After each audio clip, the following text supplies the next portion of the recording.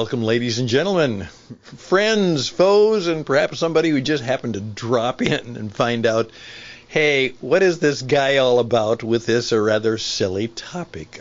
Who is he and what is he up to? That could be who you are. My name is Stan. I'm the radio man. I'm a longtime radio broadcaster. I'm the leader of an organization called What It Takes Radio, which is helping people to reach an audience for their life and business worldwide. And I've had about 45 years of experience in the radio business. And one of those is just exactly what the theme song began. That was one of my favorite sounders. And radio's always used, at least in my time in much of the world, a sounder, which meant, hey, this is important. Wake up. Stop doing what you're doing. Pay attention. And that's what the BBC did at the top of every hour before some of their very important news programs. They played that sounder. And so from time to time, I go back as an old radio guy and pick up those classic sounds. Also, that means that this production is just audio. This is just a radio podcast. Some of our podcasts are also video as well as audio, but this is audio only. And my favorite line from many years is, I have a face made for radio. Well, it sometimes works out on video, but it's better on audio, on radio. Here's why I brought up this question, because I think it's important just to always talk about what's going on and see if we can better understand the times. One of my heroes is a group of people, maybe a person, called Issachar, and it was the man, the people, the woman, the group, the collective that understood the times and knew what to do. And that's the goal of much of our life in business, to better understand the times and what to do. Right now, there is going throughout the United States, in many parts of the country, what I would have to call certainly noisy and loud protests against the immigration actions of the Trump administration put out by the ICE agents, the enforcing the immigration custom enforcement people. And what it is they are rounding up many of the undocumented or illegal or whatever else you want to call them, but they're people who do not have citizenship in the country, who came here illegally, and many of them have done and in their life and have done currently very bad things, and they're going to catch them and put them in jail for a while maybe, and then they're going to deport them. They're going to get them out of the country. And that's what Donald Trump said he was going to do when he ran for the election. He said he was going to do that. He was going to stop the influx, and he has. And he is going to deport a lot, maybe many, maybe even most of the people who've come here illegally, because he wants to make sure that Americans, those who are citizens, have the best opportunities in the country. Now, you may not like that or believe in that or accept that, but that's what he believes, and he's in charge because he won the election, and he did.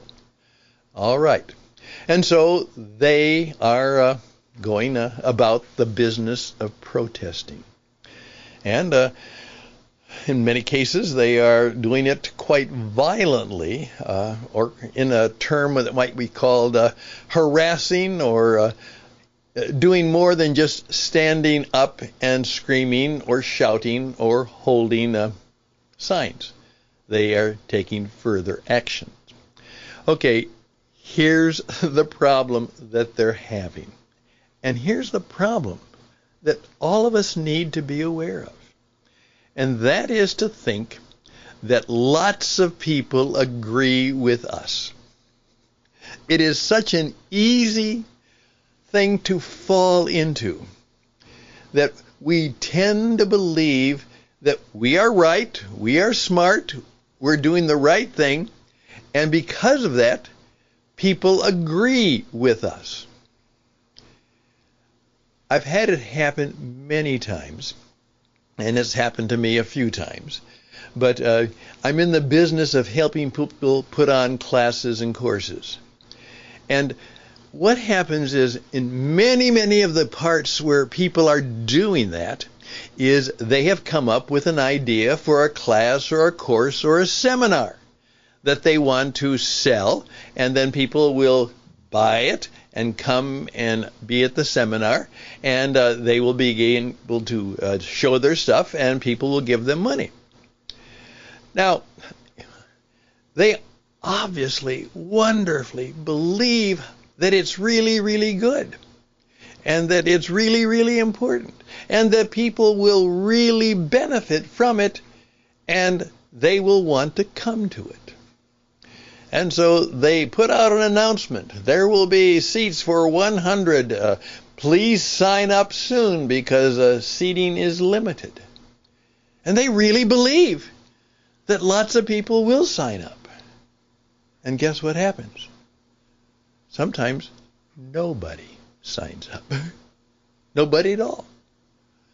Or 2 or 3 or 4 or 5. And yet they really believed that lots of people were interested or cared about that.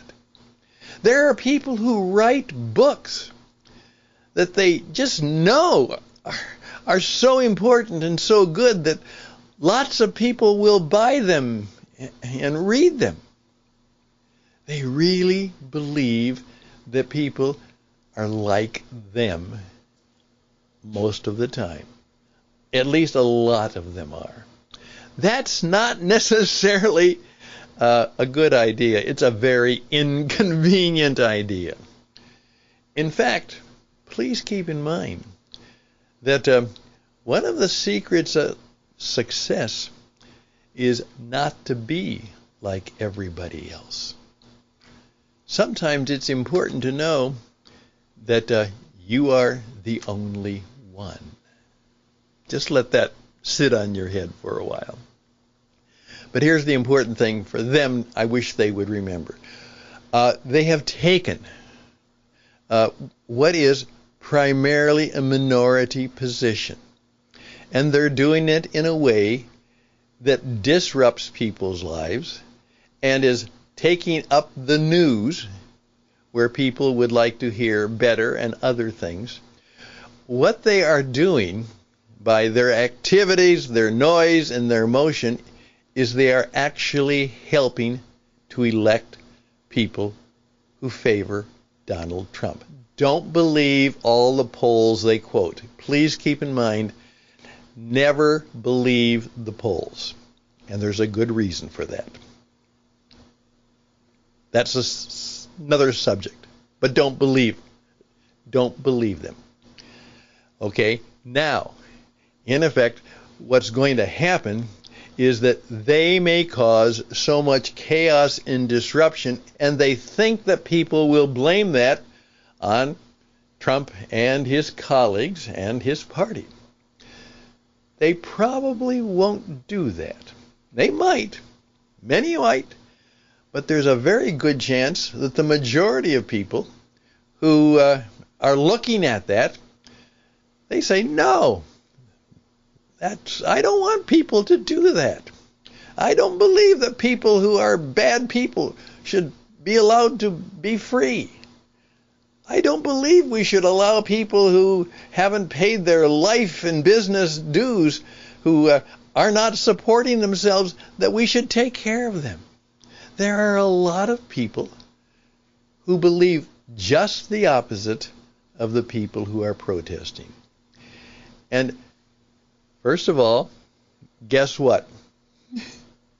No matter what they do, it will not change. Nothing will change. Donald Trump is going to say, oh my goodness, these people are upset. I'm going to stop doing it. I'm going to change my mind and do differently. No, he won't do that. In fact, he will double down, and he already has. So what you are doing will not change anything in your desires, in your wishes. You will not get what you want. Secondly, you may get what you don't want, is that Donald Trump and his party, his cohorts, and his colleagues will be strengthened in their position, and you will be weakened. I can't figure out why so many of them don't get that. That's not too hard to understand. I'm very much of the opinion that we forget, again, that there is great power in understanding that people are very, very different. And many of them do not have the same opinion or desire that you have. And as a result of that, we sometimes make big mistakes in what we do and what we engage in. One of my friends is an artist, an author, a writer, and he says you actually have to begin when you write a book with the understanding, here we go, nobody wants to read it. Nobody wants to read your book. You have to do it anyhow. And then you have to act, be, promote, and work in such a way that they want to give it a try. But the way things are right now, the way things are with them, they don't want to do it. Most of us are in the business of trying to get people to do things that we think are good for them and good for us and good for the world. That's a hard thing to do. Sometimes you're working against the odds. But you know what? Hopefully in this 12 minutes you've understood a little bit more, not about the riots and the protests and what's going on, but a little bit about the human condition and the situations and what you might want to do better and differently. But it's an idea. For many of us, it's an inconvenient idea, but it's also an important idea. Hey, I'm done. 12 minutes. That'll do for today. Till next time. This is Inconvenient Ideas. My name is Stan Hustad. I can help you in many ways because I know how to help you build a life and business that's better. Check me out. Just go on and Google Stan Hustad and see what comes up. There are thousands of radio programs and hundreds, maybe thousands of videos, and it could be that the one that shows up might be just for you. Otherwise, you can reach more at me, just simply, Stan at witradio.net. Tell me what you are hoping to do. And you can also find that the YouTubes are full of all kinds of things about that. Or you can go to witradio.net, witradio.net. All the best and blessings to you on this Friday as we flow into the weekend. Till next time, bye for now.